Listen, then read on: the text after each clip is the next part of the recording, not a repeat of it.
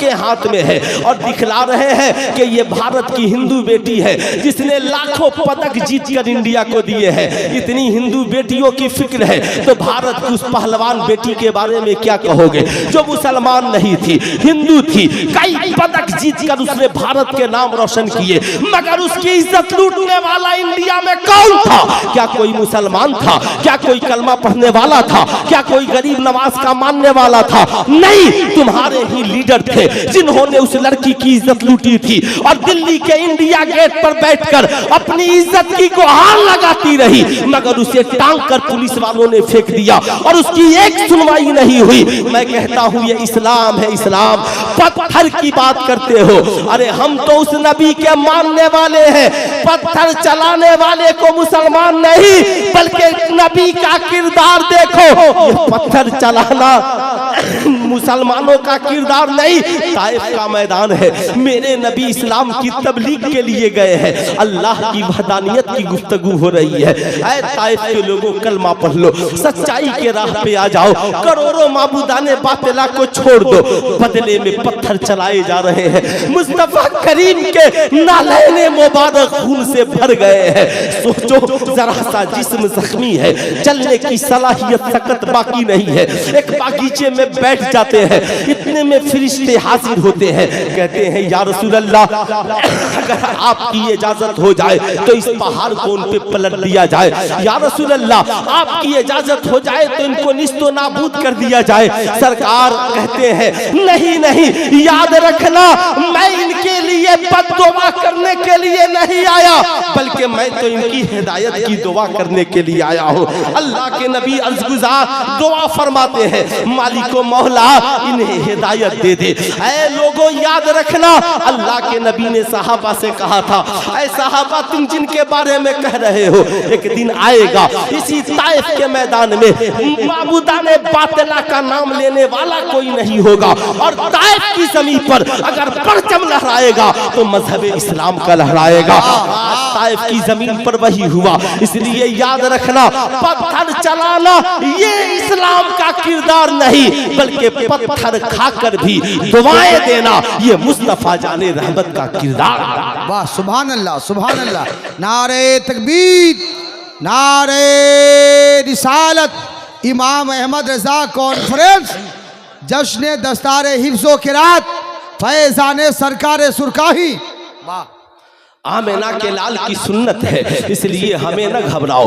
आज मुसलमान कह रहे हैं मौलाना साहब हालात बहुत खराब है। मैं कहता हूँ कितने हालात खराब है। क्या बेलाल हबशी ने जब इस्लाम कबूल किया उससे भी ज्यादा आज हालात खराब है? बताओ, क्या हजरत उमर इब्ने खत्ताब ने जब इस्लाम कबूल किया क्या उससे भी ज्यादा हालात खराब है? मैं आज पूछना चाहता हूँ, ईमानदारी से बताओ, कितने लोग हैं जो इस्लाम से मोहब्बत करते हैं? जरा हाथ उठाइए तो। सारे लोगों को मोहब्बत है ना? अब हाथ नीचे रख लीजिए। इस्लाम से मोहब्बत है माशाअल्लाह। हमारे शोराए इस्लाम भी पढ़ते हैं, इस्लाम रहेगा, इस्लाम रहेगा, लेकिन कैसे रहेगा? इस जलसे में जितने लोग नौजवानों के सरों पर टोपियां नहीं है, क्या किसी ने मना किया कि तुम टोपी पहनकर जलसे में मत जाना? आप फज्र की अजान होती है, आप मस्जिदों में नहीं जाते हो, क्या कोई आपके दरवाजे में ताला लगा कर रखा है कि तुम मस्जिदों तक मत जाना? आपके घरों में कुरान है मगर आप कुरान नहीं पढ़ते हो, क्या किसी ने कहा कि कुरान की तिलावत की आवाज आएगी तो हम जाकर कोर्ट में मुकदमा दर्ज कर? आज हमारी बेटियों के सरों से दुपट्टा उतर रहा है और मजारों पर 1 लाख चादरें चढ़ रही। बताओ ईमानदारी से, मजारों पर चादरें चढ़ाना ज्यादा जरूरी है या बेटियों के सरों पे दुपट्टा चढ़ाना ज्यादा जरूरी है? अरे फैसला आप कीजिए, क्या चढ़ाना जरूरी है? क्यों? आला हजरत ने तो लिखा कि मजार शरीफ पर 1 चादर चढ़ाई ताकि पता चले ये अल्लाह के वली की कब्र है। मगर हम लोगों ने इतनी चादरें चढ़ा दी ना कि अब साहब बड़े बड़े मजावीरों ने चादर पे निशानियां लगा दी। आप इधर चढ़ाए उधर भी उठ करके चादर चली। चादर का कारोबार गर्म हो गया। उसकी वजह सिर्फ ये है कि लोग इल्म छोड़कर जहालत की अंधेर कोठरी में कदम रखकर 5-5 अंगूठियां पहनकर, अल्लाह अल्लाह, सोने का चैन पहनकर और हाथ में कड़ा पहनकर मजाविर बनकर, अल्लाह अकबर, और उन लोगों ने चादरों का खेल शुरू कर दिया। यही वजह है बुजुर्गों का मिशन चादरों को फरोग देना कभी नहीं रहा। उनका मिशन था कि अल्लाह की वहदानियत की तबलीग हो, रसूलुल्लाह की रिसालत की तबलीग हो, इस कौम को उरूज मिले, ये कौम तरक्की करे। यही वजह है मखदूम सिमना के वालिद गिरामी ने अपनी हुकूमत में सिमना में 1000 मदरसे बनवाए। मुस्तफा जाने रहमत ने मस्जिद नबवी शरीफ की तामीर से पहले सुफा जैसे चबूतरे पे पढ़ाना शुरू किया। हजरत ख्वाजा गरीब नवाज ने सबसे पहले दीनी तालीम देना शुरू किया। सरकार बड़े पीर दस्तगीर ने पूरी जिंदगी वहां के निजामिया में पढ़ाते रहे। आप आला हजरत की जिंदगी देखें, हाफिज मिल्लत की जिंदगी देखें, मुजाहिद मिल्लत की जिंदगी देखें। यार आज की रात में तो सबसे बड़ी फजीलत हुजूर हाफिज मिल्लत की जिंदगी देखें। आपसे मैं पूछना चाहता हूं, क्या सरकार सुरकाही की जिंदगी ये नहीं बता रही है कि सरकार सुरकाही ने मदरसे की बुनियाद पहले रखी और उनकी खानकाह का वजूद बाद में है?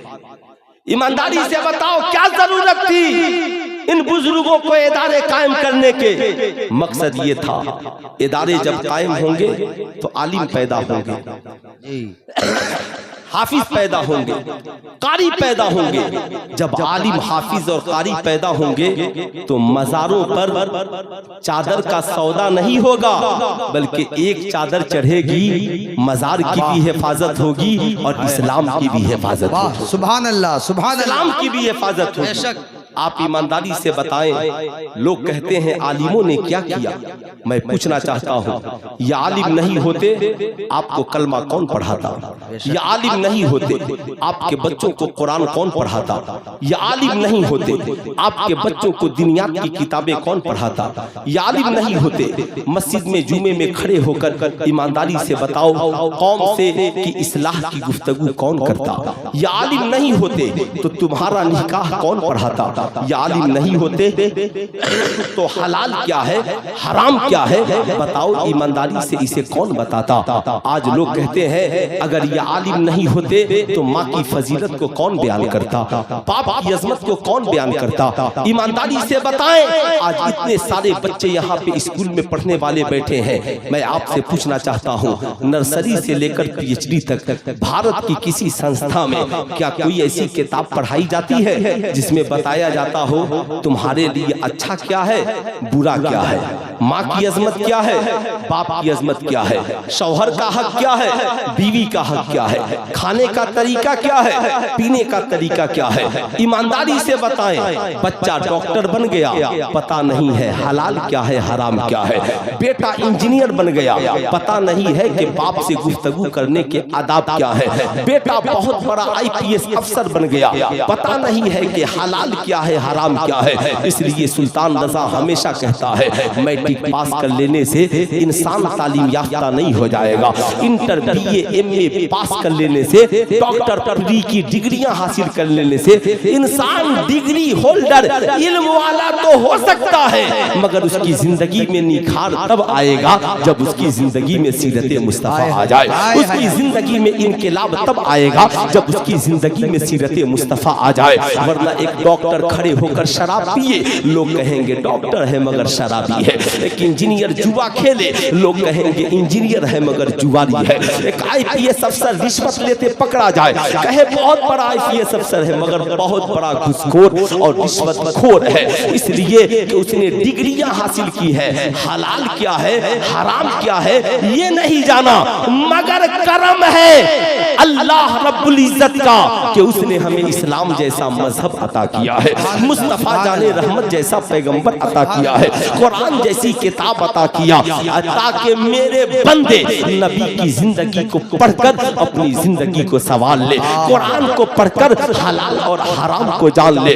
याद रखिएगा, ईमानदारी से बताएं, इस्लाम वो प्यारा मजहब है जिसने सबसे पहले ऐलान किया तलबुल इल्म फरीज़तुन अला कुल्ले मुस्लिमिन व मुस्लिमा, इल्म हासिल करना हर मुसलमान मर्द औरत पर फर्ज है। मगर इससे मुराद मैट्रिक की डिग्रियां नहीं है, इससे मुराद इंटर की डिग्रियां नहीं है, इससे मुराद बीए की डिग्रियां नहीं है, बल्कि इससे मुराद ये है एक इंसान पैदा हो तो उसे पता हो इबादत किसकी करनी है, रिसालत का इकरार किसके लिए करना है, उसे पता हो हमारा ईमान अकीदा क्या है, उसे पता हो नमाज का तरीका, रोज़े का तरीका क्या है, उसे पता हो तिहारत, गुस्ल और वज़ू के मसाइल और पाकी के मसाइल क्या है। वो मुसलमान हो तो इतना पता हो समाज में क्या हलाल है और क्या हराम है, अमीर है तो ज़कात के मसाइल, अमीर है तो हज के मसाइल, इतना जानना हर मुसलमान के लिए जरूरी है। मर्द हो,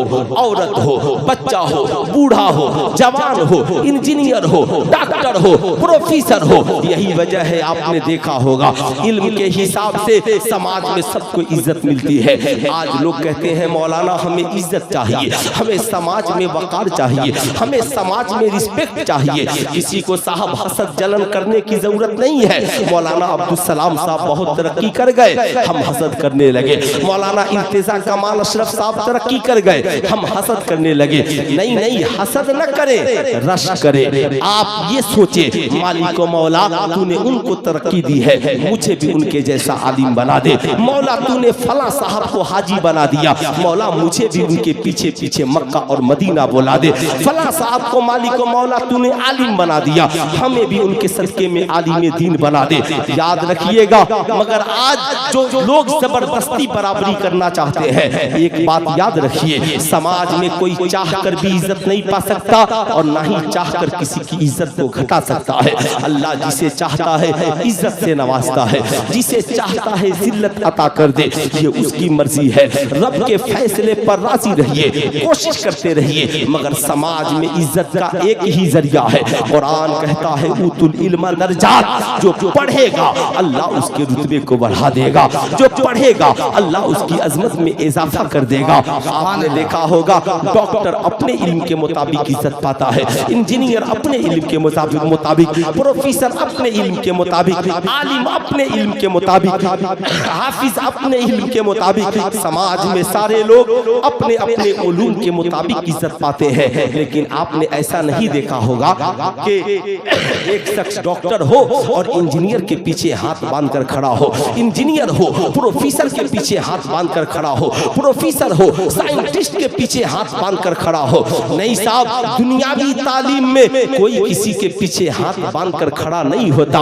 मगर कसम खुदा की, जब हमारी कौम का एक बच्चा दारुल उलूम रज़विया, तेगिया और रहीमिया है ना से फारिग होकर जब अपनी बस्ती में पहुंचा है और पहुंच करके मुसल्ले इमामत पे खड़ा हुआ है, क्या आलिम, क्या हाफिज, क्या डॉक्टर, क्या इंजीनियर, क्या मुखिया, क्या अमीर, क्या गरीब, सारा जमाना उस हाफिज कुरान के पीछे हाथ बांध कर खड़ा हो गया है। किसी ने पूछा, ये डॉक्टर साहब आप तो समाज के बड़े पढ़े लिखे इंसान हैं, सबसे ब्रिलियंट है, अक्ल वाले हैं, आप बताएं आपने इतनी मोटी मोटी किताबें पढ़ी हैं, मगर क्या बात है जब आपको कोई मसला जानना हो तो आप मौलाना इर्तिजा कमाल साहब को फोन लगाते हैं, मौलाना अफजल मुजफ्फरपुरी साहब को फोन लगाते हैं। हजरत ये बताइए हमारे लिए ये काम करना कैसा है, हमारे लिए ये काम करना कैसा है। अब साहब मीडिया वालों ने जब पूछा तो डॉक्टर साहब जाकिर नाइक की तरह दुनियादार नहीं थे, जिनका लिबास नहीं बदला हो बल्कि उनका दिल भी बदला था, लिबास भी बदला था। डॉक्टर साहब ने कहा, जानते हो मीडिया वालों, मैं डॉक्टर जरूर हूँ मगर मेरा जमीर मुर्दा नहीं है। सुनो, हम डॉक्टर, इंजीनियर, प्रोफेसर, समाज में तुम हमें इज्जत भरी निगाहों से देखते हो, मगर हम अपने आलिम को देखकर खड़े हो जाते हैं, हम अपने आलिम का इस्तकबाल करते हैं, हम अपने हुफाज़े किराम की इज्जत करते हैं। कहा इस इज्जत की क्या वजह हो सकती है? कहा इसकी इज्जत की सिर्फ एक वजह है। कहा वो वजह ये है, हम डॉक्टर बने हैं, हम इंजीनियर बने हैं, हम प्रोफेसर बने हैं, हम दुनिया के इंसानों की लिखी हुई किताबों को पढ़कर डॉक्टर बने हैं। और जो आलिम बना है वो अल्लाह की नाजिल करदा किताब कुरान अजीम को पढ़कर आलिम बना है। जो अल्लाह के नबी की हदीस को पढ़कर आलिम बना है। जो हाफिज बना है वो कुरान के सीने को, कुरान को अपने सीने में महफूज करके हाफिज बना है। सुनो, जिस आलिम की हम इज्जत करते हैं वो मुझसे आँख की हुस्न की वजह से बड़ा नहीं है, मुझसे दौलत की वजह से बड़ा नहीं है, मुझसे हुस्न जमाल की वजह से बड़ा नहीं है, मुझसे हस्ब नसब की वजह से बड़ा नहीं है, बल्कि कुरान की तालीम ने उसे ऊंचा बना दिया है। कुरान की तालीम ने उसे आला बना दिया है। कुरान की तालीम ने उसके रुतबे को बढ़ा दिया है। आज मैं अपनी कौम के नौजवानों से पूछना चाहता हूँ, साहब सिलेबस के हिसाब से इंडिया में पढ़ाई होती है, आप ईमानदारी से बताएं जितनी सिलेबस की किताबें चलती हैं, मैट्रिक के लिए सिलेबस अलग है, इंटर के लिए सिलेबस अलग है, बीए के लिए अलग है, इंजीनियरिंग के लिए अलग है, डॉक्टर के लिए अलग है। ऐसा आपने देखा है डॉक्टर इंजीनियर की किताब पढ़ रहा हो, इंजीनियर प्रोफेसर की किताब पढ़ रहा हो, प्रोफेसर साइंटिस्ट की किताबें पढ़ रहे हो, मैट्रिक का बच्चा इंटर की किताब पढ़ रहा हो, इंटर का बच्चा बीए की किताब पढ़ रहा हो, साहब 5 क्लास के बच्चे मैट्रिक की किताबें पढ़े। ऐसा नहीं होता, जिसका जो सिलेबस है उसी किताब को पढ़ता है। लेकिन दुनिया में अल्लाह ने एक ऐसी किताब को नासिल किया, अल्हम्दुलिल्लाह, जिसे देखो उस किताब को पढ़ रहा है। डॉक्टर भी उस किताब को पढ़ रहा है, इंजीनियर भी उस किताब को पढ़ रहा है, प्रोफेसर भी उस किताब को पढ़ रहा है, आलिम भी उस किताब को पढ़ रहा है, पीर भी उस किताब को पढ़ रहा है, मुरीद भी उस किताब को पढ़ रहा है, इमाम भी उस किताब को पढ़ रहा है, मुक्तदी भी उस किताब को पढ़ रहा है, बाप भी उस किताब को पढ़ रहा है, माँ भी उस किताब को पढ़ रही है, अमीर भी उस किताब को पढ़ रहा है, गरीब भी उस किताब को पढ़ रहा है। जानते हो उसी किताब को कुरान अजीम कहा जाता है। सुभान अल्लाह। किताब का क्या नाम है? पूरा मजमा हाथ उठाकर बोल दे, क्या नाम है? कुरान। जरा जोर से बोले, क्या नाम है? कुरान। कितने लोगों के घरों में कुरान है? जरा हाथ उठाइए तो। माशाअल्लाह, सबके घरों में कुरान है। क्या बात है। अगर आपके घर में कुरान है तो दुनिया की बहुत बड़ी दौलत आपके घर में है। लेकिन मैं आपसे पूछना चाहता हूँ, ईमानदारी से बताएं, कुरान सिर्फ रखने से काम चलेगा या कुरान को पढ़ने की जरूरत है, कुरान पे अमल करने की जरूरत है? आज कितने मुसलमान हैं जो कुरान को उतार कर कंजुल ईमान की शक्ल में पढ़ते हैं? मैं आपसे कहूँगा, जब कुरान रखिए तो कंजुल ईमान रखिए। इसलिए कुरान का तर्जमा कंजुल ईमान अगर आपके पास है, आप जितनी आयतें पढ़ेंगे कभी गुमराह नहीं होंगे बल्कि हिदायत तक पहुंच जाएंगे। इसलिए कंजुल ईमान रखिए। मैं आपसे पूछना चाहता हूं, किताब एक है, मैट्रिक का बच्चा भी पढ़ रहा है, इंटर का बच्चा भी पढ़ रहा है। मैंने डॉक्टर साहब से कहा, डॉक्टर साहब आप कुरान क्यों पढ़ रहे हैं? कहा मौलाना नहीं मालूम है, कुरान ने रिसर्च का दरवाजा खोल दिया है। सबसे पहले जिसने इंसान की तख्लीक पे गुफ्तगू की वो कुरान है, जिसने कहा खोलेकल इंसान मिम्मा इंदाफिक, हमने इंसान को उछलते हुए पानी से पैदा किया है। यखरुजु बैन सुल्बे व तराई, जो मर्द के रीढ़ की हड्डी से और औरत के सीने के दरमियान से निकलता है। ये कुरान है जो रिसर्च का दरवाजा खोल रहा है। मैंने देखा साइंटिस्ट कुरान पढ़ रहे हैं। अल्लाह अकबर। अभी तो ताजा खबर में पता चला कि पहले सिर्फ यहूदी कुरान पढ़ते थे या इस्लाम पढ़ते थे, मगर अब तो RSS के लोग कुरान पढ़ रहे हैं। साहब उन्होंने अपने कितने लोगों को मौलवी बना करके रखा है जो सिर्फ उन्हें ये बताएं कि माज़अल्लाह कुरान में कहां पर क्या, साहब माज़अल्लाह कुरान में कमी निकालने के लिए उन्होंने आलिमों को तैयार किया। जैसे हमारे यहाँ की जमात, याद रखिएगा, हमारे उलमा पहले बताते थे, उलमाए अहले सुन्नत के देखो देवबंदियों से कुरान न पढ़ना, अकीदा बिगड़ जाएगा। अहले हदीसों से कुरान मत पढ़ना, अकीदा बिगड़ जाएगा। साहब वहाबियों से कुरान मत पढ़ना, अकीदा बिगड़ जाएगा। मैंने कहा हुजूर कुरान तो वही है, कहा कुरान वही है, मगर उस्ताद जैसा होगा शागिर्द वैसा ही बन जाएगा। करम है अल्लाह का जिसने हमें इमाम अहमद रजा जैसा अजीम इमाम अता किया और उन्होंने कुरान का तर्जमा कंजुल ईमान हमें अता किया। याद रखिएगा, इसलिए कि देवबंदी जब कुरान उठाएगा और कहेगा वमा कहेगा साहब कि कुल इन्नमा अना बशरुम मिस्लुकुम, अल्लाहु अकबर, कहेगा क्या तुम कुरान में नहीं पढ़ते माज़अल्लाह नबी हमारी तरह बशर है, मगर उसके आगे भूल जाता है फर्क ये है बशर वो भी हैं हम भी हैं, मगर उन पे वही का नुज़ुल होता है, हम पर वही का नुज़ुल नहीं होता है। जाहिर सी बात है, ये बात तब वो बताएगा जब हमारा आलिम इश्क़ मोहब्बत के इमाम बरेली के इमाम अहमद रजा खान का तर्जमा कंजुल ईमान पढ़ा होगा।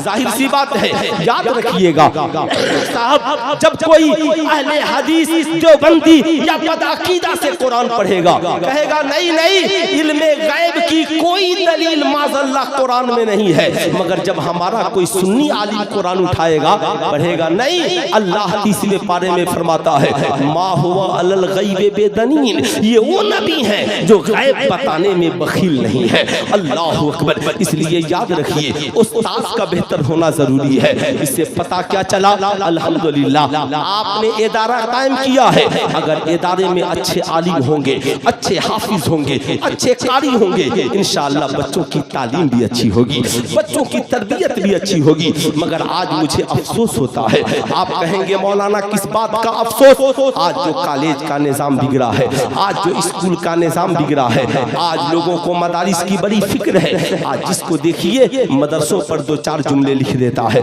जिसको देखिए साहब मदारिस के खिलाफ 10 जुमले लिख देता है।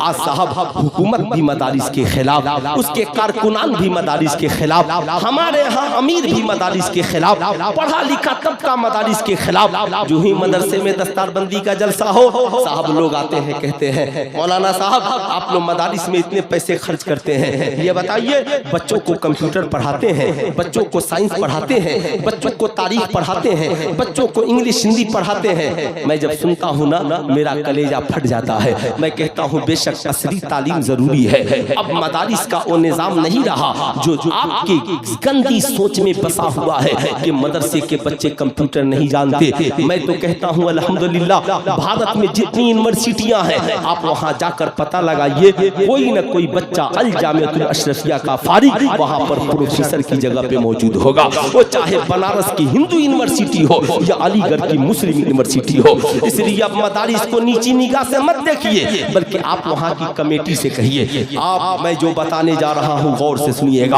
आप बताइए मदरसों का मकसद क्या है और स्कूलों का मकसद क्या है। स्कूल और कॉलेज इसलिए बने ताकि वहाँ बच्चों को डॉक्टर बनाया जाए, इंजीनियर बनाया जाए, प्रोफेसर बनाया जाए, बच्चों को मास्टर बनाया जाए, बच्चों को जदीद तालीम से आशना किया जाए। स्कूल और कॉलेज की जिम्मेदारी है। मदरसे क्यों खोले गए?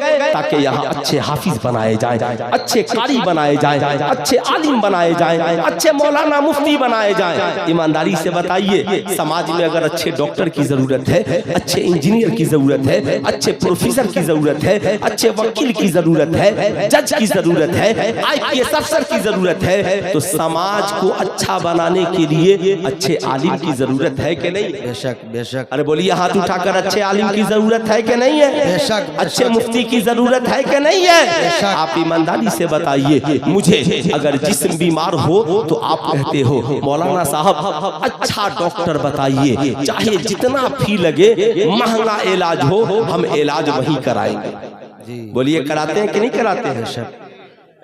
कराते हैं ना। मुजफ्फरपुर का कोई बहुत बड़ा डॉक्टर है और साहब एक गरीब आदमी भी हो ना तो चंदा करके इलाज कराता है। मैं आपसे पूछना चाहता हूँ, जिस्म बीमार हो तो महंगे डॉक्टर का इंतखाब करते हो। आज पूरा समाज बीमार है, माशरा बीमार है, बेटियों की रूह बीमार है, औरतों की रूह बीमार है, किरदारों कैरेक्टर बीमार है। आप इसके इलाज के लिए अच्छे आलिम का इंतखाब क्यों नहीं करते हो? अच्छे इमाम का इंतखाब क्यों नहीं करते? मैं कहता हूँ मैं कहता हूं कि साहब ठीक है, बड़े दिनों के बाद जलसे हुए, अगर आप लोग सिर्फ बदलाव लाए ना तो मस्जिद के अंदर भी जलसा हो सकता है, लेकिन आप लोग उस लायक नहीं होते कि आप लोग मस्जिद में आए, आपकी तबीयत नहीं लगती है। हम पैसे बचा सकते हैं, मैं कहता हूं साल में 5-10 जलसे मत कीजिए, 3-4 लाख रुपया का बैलेंस बनाइए और आप अपनी मस्जिद में जो इमाम रखिए उसका मेयार ऊंचा रखिए, हाफिज हो, आलिम हो, मुफ्ती हो, 10,000 नहीं 30,000 तनख्वाह दीजिए, 40,000 तनख्वाह दीजिए, कितने खर्च होंगे पैसे? 4 लाख खर्च कीजिए सालाना। अब उस आलिम से काम लीजिए। आलिम साहब, मैं आपकी सारी खिदमत कर रहा हूँ, मगर आप मेरी मस्जिद में दरसे कुरान एक वक्त शुरू कर दीजिए, बच्चों को नमाज की तालीम शुरू कर दीजिए। मैं कहता हूँ बड़ी बड़ी कॉन्फ्रेंसों से जो मसाइल हल नहीं होंगे, आप अपने इलाके की उलमा की कदर कीजिए। एक रोज की मेरी तकरीर से इनकलाब नहीं आ सकता। आप कितना हूँ बड़ा खतीब बुला लीजिए, हम लोग एक रोज तकरीर करेंगे, नजराने लेंगे, चले जाएंगे। इनकलाब तो तभी आएगा जब ये हमारी जमात के जो उलमा बैठे हैं ना, इन आलिमों की दावत कीजिए। वो दावत नहीं जिसमें आपने साहब 500 लोगों को बुला लिया, नहीं, बंद कीजिए ये दावत। नहीं, आप अपने घर में एक मिजाज बनाइए, दीनी मजाज। आज संडे का दिन है, छुट्टी है, मैं भी घर पर, बीवी भी, बच्चे सब घर पर। आज बोलिए आलिम साहब, असर बाद 10-20 मिनट मेरे यहाँ आपकी दावत। आज मैं आपसे पूछना चाहता हूँ, ईमानदारी से बताइए, वकील के पास जाइए और उसके चेम्बर में बैठकर कहिए दांत में दर्द है, पेट में दर्द है, वकील बैठाने देगा कि भगा देगा? बोलिए, भगा देगा, है ना? चचा को जगा दीजिए। अब इस बुढ़ापे में मैं तो बूढ़े लोगों को परेशान नहीं करना चाहता, है ना साहब? आप डॉक्टर के चेम्बर में चले जाइए और बोलिए मेरी फला जमीन को फला ने हड़प लिया है, कहेगा हम यहाँ इलाज करने बैठे हैं कि तुम्हारी जमीन का फैसला करने बैठे हैं। आपसे मैं पूछना चाहता हूँ, किसी साइंसदान के पास जाइए और जाकर बोलिए कुरान में ये लिखा है, हदीस में ये लिखा है, वो कहेगा सुनिए हम जदीद रिसर्च के लिए बैठे हैं। अब मैं आपसे पूछना चाहता हूँ, बुरा मत मानिएगा, कुरान में तो हर इल्म मौजूद है, इसलिए साइंटिस्ट की क्या मजाल और औकात क्यों इनकार कर दे। लेकिन मैं आपसे पूछना चाहता हूँ, डॉक्टर इंजीनियर की बात नहीं सुनेगा, इंजीनियर साहब वकील की बात नहीं सुनेगा, जज डॉक्टर की वकालत को पसंद नहीं करेगा, मगर आलिम का हाल ये है कि जब आप आलिम से मिलते हो तो आलिम दीन सिखाने के लिए है। आप बताओ ईमानदारी से, आले नबी औलादे गौसे आजम सैयद इमामुद्दीन हाशमी साहब क़िबला की तशरीफ़ आवी, नारे तकबीर, नारे रिसालत, मसलके आला हजरत, फैज़ान सरकार सुरकाही, माशाअल्लाह, सुभान अल्लाह, माशाअल्लाह। तशरीफ रखे हजरत अल्लामा सैयद इमामुद्दीन हाशमी साहब क़िबला तशरीफ ले आए। आप इसलिए 10-20 मिनट पहले आप मुझे इत्मीनान से सुन ले बैठे। इजाजत है? बोलूं? अरे बोलिए इजाजत है ना? जरा पीछे वाले भी बैठ जाए, मोहब्बत के साथ बैठ जाए। आज अफसोस की बात, डॉक्टर साहब वकालत की बात सुनने को तैयार नहीं।